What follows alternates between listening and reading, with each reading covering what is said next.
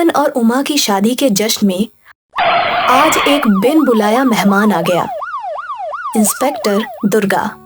और आते ही, मैडम, यही है वो औरत जिसने मुझे लूटा। You are under arrest. Madam, पर ये मेरे होने वाली पत्नी है। शुक्र कर तेरी शादी हुई नहीं, वरना तुम भी इस आदमी की तरह रो रहे होते। ये लुटेरी बहू है। लुटेरी बहू? इंस्पेक्टर दुर्गा उमा और उसकी बाकी साथियों को पुलिस स्टेशन ले आई और अब इंक्वायरी करने लगी। देखने में तो तू बहुत खूबसूरत है, शायद इसलिए इस पवन जैसे उल्लू तेरे झांसे में आ जाते हैं। अब खुद बोलेगी या मैं सच बुलवाऊं? कैसे फंसाया तूने इस पवन को?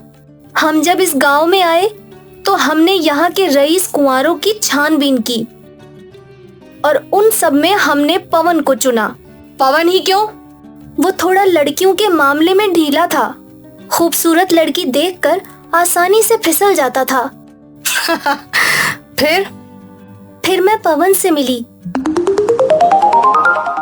और जैसा हमने प्लान किया था उसकी नजर मुझ पर ही टिक गई। वो अक्सर मेरे पीछे पीछे घूमा करता था। उस बेवकूफ को लगता था कि वो मेरा पीछा कर रहा है, पर उसे कहाँ पता था कि ये हमारा प्लान था। बड़ी शातिर है तू। अब ये बता, आगे क्या हुआ? आगे एक दिन वो मुझे मंदिर में मिला और मुझसे बातचीत करने लगा। अब वो धीरे धीरे मेरे झांसे में फंस रहा था। फिर क्या हुआ? फिर एक दिन, माया, मैं तुमसे शादी करना चाहता हूँ। मैं भी तुमसे शादी करना चाहती हूँ पवन, पर क्या? पर जैसा मैंने तुम्हें बताया था, मेरे पिताजी एक ठाकुर हैं। वो हमारी शादी के लिए नहीं मानेंगे। और अगर मैं अपने परिवार के साथ तुम्हारा रिश्ता मांगू तो हमारा मिलना भी बंद हो जाएगा। तो अब हम क्या कर सकते हैं? एक ही रास्ता है, हमें कैसे भी मेरी मौसी को मनाकर शादी कर लेनी चाहिए। फिर कुछ समय बाद मेरे पापा अपने आप मान जाएंगे। भला कितने दिन अपनी लाडली से दूर रहेंगे। हाँ, ये भी सही है। और जैसा मैंने पवन को बोला था, उसने मेरी नकली मौसी को मना ही लिया शादी करने के लिए। फिर एक दिन हमने मंदिर में शादी कर ली। शादी में बस खास लोग ही थे। बेचारा पवन बहुत खुश था कि वो ठाकुरों का दामाद बनने जा रहा है, क्योंकि उस बेचारे को कहाँ पता था कि तू उसके साथ धोखा करेगी, उसका सब कुछ लूट लेगी। हाँ, शादी की पहली रात ही हमने सभी घर वालों को बेहोश किया और घर का सारा जेवर और कीमती सामान लूटकर वहां से रफू चक्कर हो गए। पता नहीं ठग खानदान में पैदा हुई होगी तू। मैडम, मुझे जो कहना है कह लो, मेरे खानदान के बारे में कुछ मत कहो। बड़ी मिर्ची लग गई तुझे। असली नाम का तो पता नहीं तेरे, खानदान क्या खाक तुझे याद होगा। मेरा असली नाम खुशी है।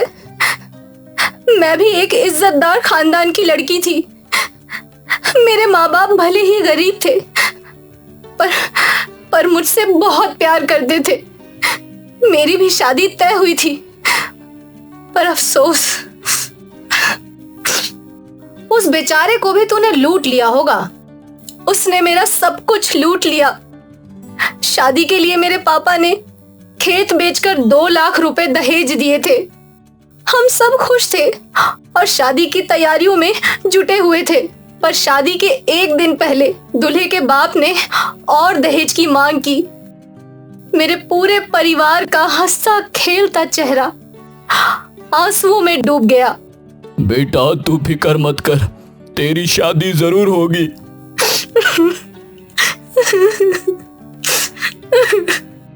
लेकिन जब पैसों का इंतजाम नहीं हो पाया तो मेरे माँ पापा ने फांसी लगा ली।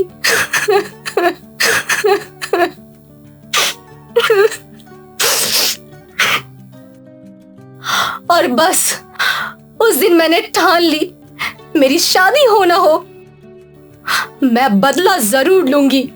और इसलिए तू भोले भाले लड़कों को लूटती है। आपको लड़के तो भोले भाले दिख रहे हैं, मैं भोली नहीं लगी? मेरी क्या गलती थी? दहेज ना दे पाना, क्या ये मेरे माँ पापा की गलती थी? तेरे साथ जो हुआ वो बुरा था, पर तू जो कर रही है वो भी कुछ सही नहीं है। कम से कम मुझे खुशी है कि मेरी वजह से कई गरीब लड़कियां पढ़ लिख पा रही हैं। मैं इन लूटे हुए पैसों का आधा हिस्सा दान कर देती हूँ। ये सुनकर इंस्पेक्टर दुर्गा भी स्तब्ध थी। उन्हें समझ नहीं आ रहा था कि लुटेरी बहू मुजरिम थी या मसीहा। पर एक चीज जरूर सच है कि दहेज की प्रथा का अंत जरूर होना चाहिए, ताकि और कोई लुटेरी बहू ना पैदा हो।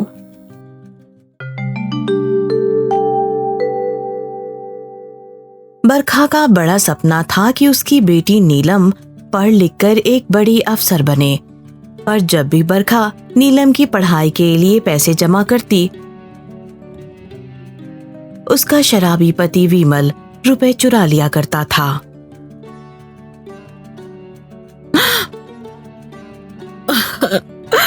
लुट गई, बर्बाद हो गई। ऐसे बेवड़े पति से शादी करके मेरी तो किस्मत ही फूट गई।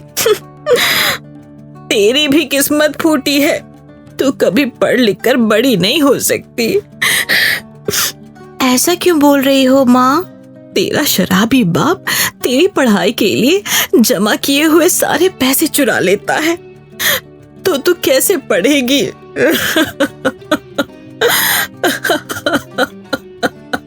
बरखा गुस्से में आग बबूला हो रही थी और वहां विमल गांव के चौराहे पर शराब पीकर गिरा पड़ा था।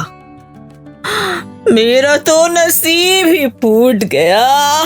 हे भगवान, मेरा तो नसीब बिल्कुल फूट गया इसके चक्कर में। अरे दीदी, आप यहाँ रो रो कर जी जला रही हो और वो वहाँ आपके पतिदेव चौराहे पे लोट पोट करके आपकी इज्जत उतार रहे हैं। ये सुनते ही बरखा और नीलम दोनों चौराहे पर गए और वहां उन लोगों ने विमल को बेहोश पाया। दोनों मिलकर विमल को घर ले आए। अगले दिन हमेशा की तरह बरखा अपने पति को कोसने लगी। तुम्हें कुछ लाज लज्जा है कि नहीं? बेटी के पढ़ाई के लिए जमाए हुए पैसों से शराब पीते हुए शर्म नहीं आती? अब तो लगता है इसे घर बैठना पड़ेगा। मेरी बेटी पढ़ेगी, बहुत पढ़ेगी और बड़ी ऑफिसर बनेगी। हाँ हाँ, बहुत बड़ी बनेगी, पर अगर तुम इसे बनने दो तो इससे तो अच्छा होता कि इसका बाप ही ना होता। बीवी की खिटपिट सुनकर विमल घर से चला गया और जाकर चौराहे पे बैठ गया। वो अकेले ही बड़बड़ा रहा था। तभी उसके बगल में एक ठग आके बैठ गया जिसका नाम था कल्लू। आओ आओ, सट्टा लगाओ, जो भी जीतेगा दुगना दाम मिलेगा। आओ आओ आओ। वहां एक गांव वाला आया। भाई, करना क्या है? ज्यादा कुछ नहीं, मुझसे सांप सीढ़ी में जीतना है और दुगुने पैसे तुम्हारे। बस, मैं तो सांप सीढ़ी में चैंपियन हूँ। मेरे 20 रुपए। वो गांव वाला कल्लू के साथ सांप सीढ़ी खेलने लगा। विमल और गांव वाले दोनों को गौर से देखने लगे।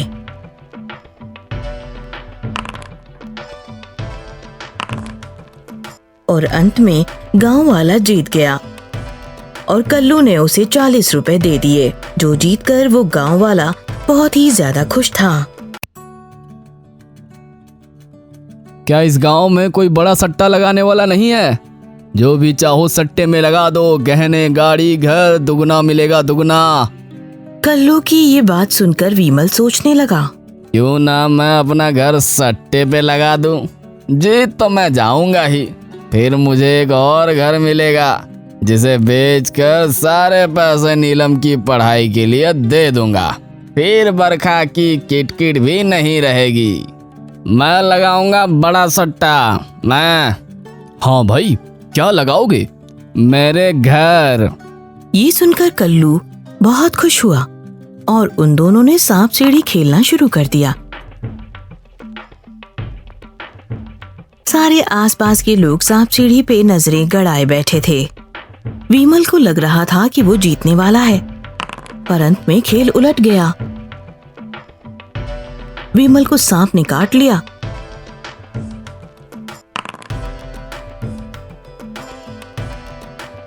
और कल्लू खेल जीत गया। अब तुम्हारा घर मेरा हुआ। कल्लू विमल के घर पहुंचा। कल्लू के आदमी सारी चीज बाहर फेंक रहे थे। विमल ने बरखा और नीलम को सारा सच बताया। मुझे लगा था मैं जीत जाऊंगा और नीलम की पढ़ाई के लिए पैसे मिल जाएंगे, पर मैं हार गया। नीलम और बरखा भी रो रही थीं। तभी वहां एक सिद्ध पुरुष आए। वो कल्लू के पास गए। ये घर क्या? मैं तुम्हें मेरा घर भी दे दूंगा और तुम्हें मुझसे जीतना होगा। ये सुनकर कल्लू खुश हुआ। उसे लगा एक और बकरा मिल गया। लेकिन सांप सीढ़ी मेरी होगी। ठीक है। दोनों ने खेल शुरू किया। सारे गांव वाले और विमल का परिवार एकटक देखने लगे। पहली चाल कल्लू की थी और जैसे ही उसने पासे फेंके तो 6 अंक आए। वो खुश हुआ। अगली चाल सिद्ध पुरुष की थी। उसने पासे फेंके, उनका भी 6 अंक आया। फिर 6, फिर 6, फिर सीधी, फिर 6, वापस सीधी। सिद्ध पुरुष की 2.5 चाल ही रही थी। उन्हें कभी 6 आता तो कभी सीधी मिलती और वो खेल जीत गए। गांव वालों को और कल्लू को अपनी आंखों पर यकीन नहीं हुआ। ये कैसे हो सकता है? अब ये घर इन्हें वापस करो और अगली बार मुझे दिखे तो जो कुछ भी तुम्हारा है वो भी छीन लूंगा। विमल का पूरा परिवार सिद्ध पुरुष के पैरों में गिर गया। सिद्ध पुरुष ने वो सांप सीढ़ी नीलम को दी। ये लो बेटा, अब ये तुम खेलो। पर ये तो जादुई सांप सीढ़ी है ना? ये सुनकर वो सिद्ध पुरुष मुस्कुराते हुए वहां से निकल गए। वो सांप सीढ़ी विमल के परिवार के लिए तो जादुई ही थी। केतकी अपने टीनेज में कराटे चैंपियन रह चुकी है। उस वक्त केतकी अच्छों को पछाड़ देती थी। केतकी ने कई मेडल्स भी जीते थे, पर समय के साथ केतकी ने कराटे छोड़ दिया। अब 20 साल बाद केतकी एक हाउसवाइफ है जिसकी एक 15 साल की बेटी है, काया। केतकी ने अपनी बेटी काया को बहुत कम उम्र में ही कराटे सिखाना शुरू कर दिया था। वो खुद अपनी बेटी को प्रैक्टिस करवाती थी। एक दिन की बात है, काया और केतकी साथ में बाजार गए थे। मम्मी, वहाँ देखो ना, कितनी सुंदर बैंगल्स हैं।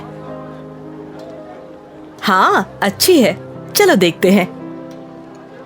केतकी और काया बैंगल वाले की दुकान पर बैंगल्स देख ही रही थीं कि एक लोफरों के ग्रुप की नजर काया पर पड़ गई। भाई भाई भाई, देखना क्या मस्त माल है। अब देखना क्या, चल छूते हैं। वो लोफर काया की ओर बढ़ रहा था, पर जैसे ही वो लड़का काया की कमर को छूने वाला था, केतकी ने उसका हाथ पकड़ लिया और बड़ी फुर्ती से उसका हाथ मरोड़ दिया। अरे अरे, छोड़ मुझे, छोड़। उस लड़के की मदद करने दूसरा लड़का आगे आया, पर काया ने उसे कराटे चॉप दिया और वो लड़का वहीं ढेर हो गया।